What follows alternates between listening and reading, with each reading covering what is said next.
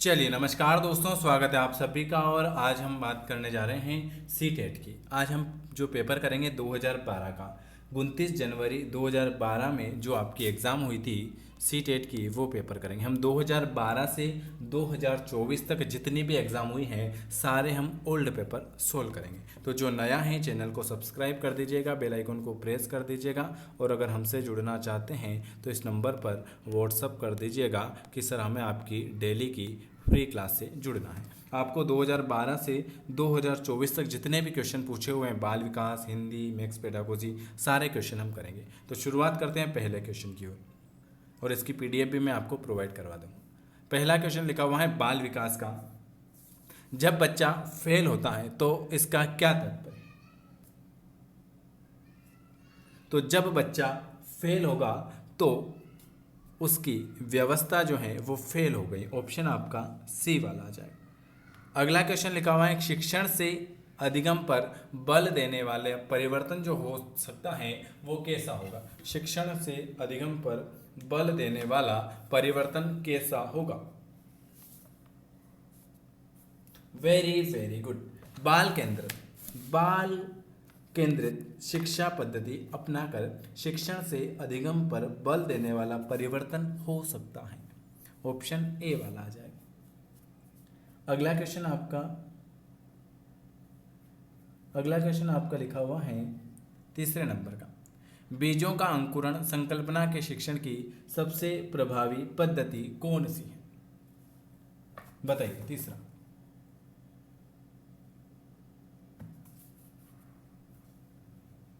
अगला क्वेश्चन है कि बीज का अंकुरण संकल्पना के शिक्षण की सबसे प्रभावी पद्धति जो है वो कौन सी है? तीसरा, विद्यार्थियों द्वारा पौधों के बीज बोना और उनके अंकुरण के चरणों का अवलोकन करना। ऑप्शन ए वाला। समावेशी शिक्षा से क्या तात्पर्य है? समावेशी शिक्षा कक्षा में विविधता का उत्सव मनाती है। समावेशी शिक्षा जो होती है वो कक्षा में विविधता का उत्सव मनाती है। कक्षा में विविधता का उत्सव मनाती है। कौन सा वस्तुनिष्ठ प्रश्न है? लघु उत्तरात्मक, मुक्त उत्तर वाला, सत्य या असत्य या निबंधात्मक? लघु उत्तरीय प्रश्न। पांचवा, सत्य या असत्य?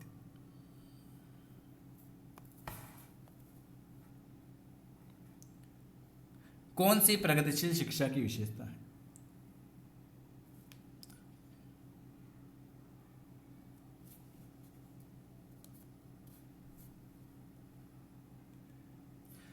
कौन सी प्रगतिशील शिक्षा की विशेषता है? 6 नंबर का, समय सारणी और बैठने की व्यवस्था में लचीलापन।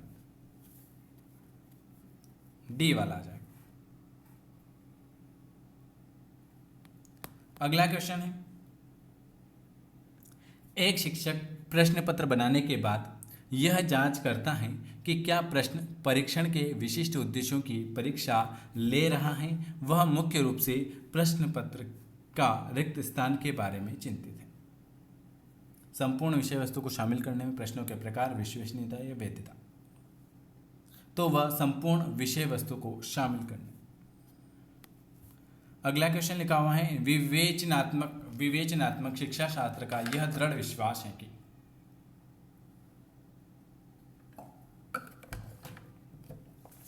विवेचनात्मक शिक्षा शास्त्र का यह दृढ़ विश्वास है कि शिक्षार्थियों के अनुभव और प्रत्यक्षण महत्वपूर्ण होते हैं। चलिए अगला क्वेश्चन क्या लिखा हुआ है आपके सामने। अगला क्वेश्चन लिखा हुआ है आपके सामने, विद्यालय आधारित आकलन मुख्य रूप से किस सिद्धांत पर आधारित होंगे? विद्यालय आधारित आकलन।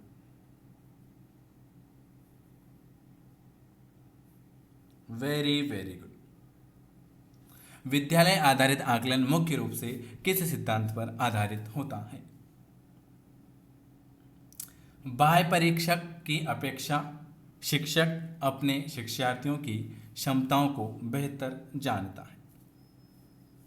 विद्यालय आधारित आकलन मुख्य रूप से किस सिद्धांत पर आधारित होता है? ऑप्शन आपका ए वाला। शिक्षार्थी व्यक्तित्व भिन्नता प्रदर्शित करते हैं, अतः शिक्षक को क्या करना चाहिए?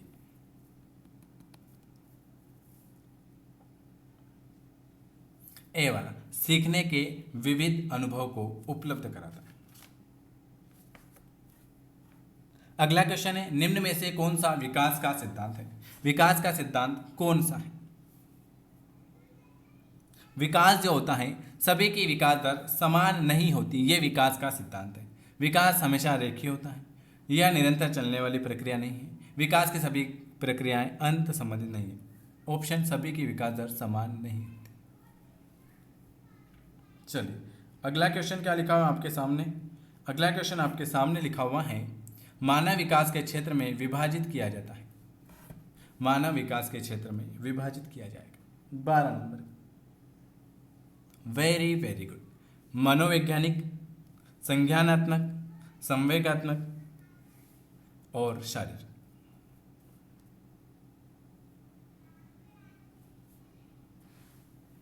चलिए, एक शिक्षिका पाठ्यक्रम, पाठ्यवस्तु और फल सब्जियों के कुछ चित्रों का प्रयोग करती हैं और अपने विद्यार्थियों से चर्चा करती हैं। विद्यार्थी इस जानकारी को अपने पूर्व ज्ञान से जोड़ते हैं और पोषण की संकल्पना को सीखते हैं। यह उपागम किस पर आधारित है? Very very good. 13 नंबर का बिल्कुल आपका डी वाला आ जाएगा। डी वाला, ज्ञान के निर्माण में एक शिक्षिका पाठ्यक्रम, पाठ्यवस्तु और फल सब्जियों के कुछ चित्रों का प्रयोग करती हैं और अपने विद्यार्थियों के से चर्चा करती हैं। विद्यार्थी इस जानकारी को अपने पूर्व ज्ञान से जोड़ते हैं और पोषण की संकल्पना को सीखते हैं। ये है ज्ञान का निर्माण। जब बच्चों की दादी उसे उसकी माँ की गोद से लेती हैं तो बच्चा रोने लगता है। बच्चों, रिक्त स्थान के कारण होगा।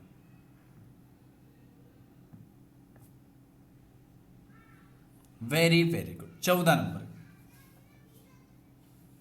बी वाला आ जाएगा, संवेगात्मक दुश्चिंता। जब बच्चों की दादी उसे अपनी माँ की गोद से लेती हैं तो बच्चा रोने लगता है। बच्चा जो होता है संवेगात्मक दुश्चिंता के कारण रोता है। शिक्षा के संदर्भ में, शिक्षा के संदर्भ में समाजीकरण से क्या तात्पर्य है? बिल्कुल सही जवाब है सी वाला, सामाजिक वातावरण में अनुकूलन और समायोजन। अगला क्वेश्चन है, राज्य स्तर की एक एकल गायन प्रतियोगिता के लिए विद्यार्थियों को तैयार करते समय एक विद्यालय लड़कियों को वरीयता देता है। यह क्या दर्शाता है? 16 नंबर बिल्कुल सही, राज्य स्तर की एक एकल गायन। डी वाला, लैंगिक पूर्वाग्रह। राज्य स्तर की एक गायन प्रतियोगिता के लिए विद्यार्थियों को तैयार करते समय एक विद्यालय लड़कियों को वरीयता देता है। ये लैंगिक पूर्वाग्रह। ऑप्शन आपका डी वाला। ये वाला क्वेश्चन लैंगिक पूर्वाग्रह से क्वेश्चन जरूर आए। वाइगोत्स्की बच्चों के सीखने में निम्नलिखित में से किस कारक की महत्वपूर्ण भूमिका पर बल देंगे? Very very good. डी वाला, सामाजिक। अगला क्वेश्चन क्या लिखा हुआ है, एक शिक्षिका अपने शिक्षार्थियों की विशिष्ट अधिगम शैलियाँ को संतुष्ट करने के लिए वैविध्यपूर्ण कार्यों का उपयोग करती हैं। वह रिक्त स्थान से प्रभावित हैं।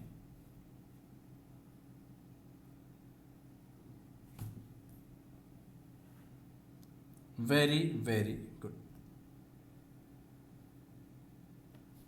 18 नंबर बी वाला, गार्डन के बहुबुद्धि सिद्धांत। एक शिक्षिका अपने शिक्षार्थियों की विभिन्न अधिगम शैलियों को संतुष्ट करने के लिए वैविध्यपूर्ण कार्यों का उपयोग करती हैं। वह गार्डनर के बहुबुद्धि सिद्धांत से प्रभावित है।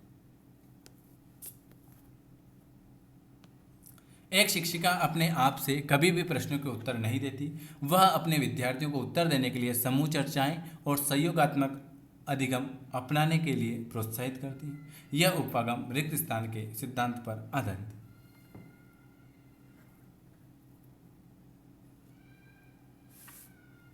Very very good. सक्रिय भागीदारी किस पर आधारित है? सक्रिय भागीदारी। निम्नलिखित में से कौन सा शिक्षक से संबंधित अधिगम को प्रभावित करने वाला कारक है? शिक्षक से संबंधित अधिगम को प्रभावित करने वाला कारक, विषय वस्तु में प्रवीणता। Very IMP question. कोहलबर्ग के अनुसार शिक्षक बच्चों में नैतिक मूल्यों का विकास कर सकता है।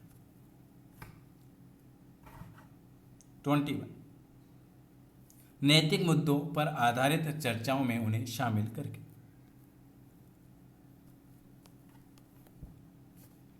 छोटे शिक्षार्थियों को कक्ष में समवयस्कों के साथ अंतःक्रिया करने के लिए प्रोत्साहित करना चाहिए, जिसमें क्या होगा? छोटे बच्चों के लिए पाठ्यक्रम को बहुत जल्दी पूरा किया जा सके। जब एक नियोग बच्चा पहली बार विद्यालय जाता है तो शिक्षक को क्या करना चाहिए? जब एक नियोग बच्चा पहली बार विद्यालय जाता है तो सहकारी योजना विकसित करने के लिए बच्चों के माता पिता के साथ चर्चा करनी चाहिए। पियाजे के संज्ञानात्मक विकास के चरणों के अनुसार संवेदी प्रेरक अवस्था किसके साथ संबंधित है? वाओ 24। ए वाला अनुकरण, स्मृति और मानसिक निरूपण। मानव व्यक्तित्व किसका परिणाम है? मानव व्यक्तित्व किसका परिणाम है? मानव व्यक्तित्व किसका परिणाम? Very very good. मानव व्यक्तित्व जो है वो आनुवांशिक और वातावरण की अंतक्रिया का, आनुवांशिक और वातावरण की अंतक्रिया। शिक्षण अधिगम प्रक्रिया में व्यक्तिगत रूप से ध्यान देना महत्वपूर्ण है, क्यों? बच्चों की विकास दर भिन्न होती है और वे भिन्न तरीकों से सीख सकते हैं। कौन सी समस्या समाधान की वैज्ञानिक पद्धति का पहला चरण है? समस्या समाधान की वैज्ञानिक पद्धति का पहला चरण बी वाला, समस्या के प्रति जागरूकता। देखो ये सारे क्वेश्चन एक बार अगर पढ़ लोगे तो आपका बहुत अच्छी तैयारी हो जाएगी। कौन सा सीखने का क्षेत्र है? भावात्मक। जब बच्चा कार्य करते हुए उबने लगता है तो वह इस बात का संकेत है, किस बात का संकेत है? कि संभवतः कार्य यांत्रिक रूप से बार बार हो रहा है। जब बच्चा कार्य से उबने लगता है। प्राय शिक्षार्थियों की त्रुटियां रिक्त स्थान की ओर संकेत करती हैं। लास्ट क्वेश्चन 30 नंबर का बी वाला, यांत्रिक अभ्यास की आवश्यकता। ये आज मैंने आपको 30 क्वेश्चन करवाए और 30 में से कितने नंबर आए कमेंट करके जरूर बताना। 2012 से 2024 तक जितने भी क्वेश्चन हुए हैं वो सब आपको इस वीडियो में मिलते रहेंगे। वीडियो देखने के लिए आप सभी का धन्यवाद। और अगर हमसे जुड़ना चाहते हैं तो दिए हुए नंबर पर व्हाट्सअप कर सकते हैं। आप सभी का वीडियो देखने के लिए धन्यवाद।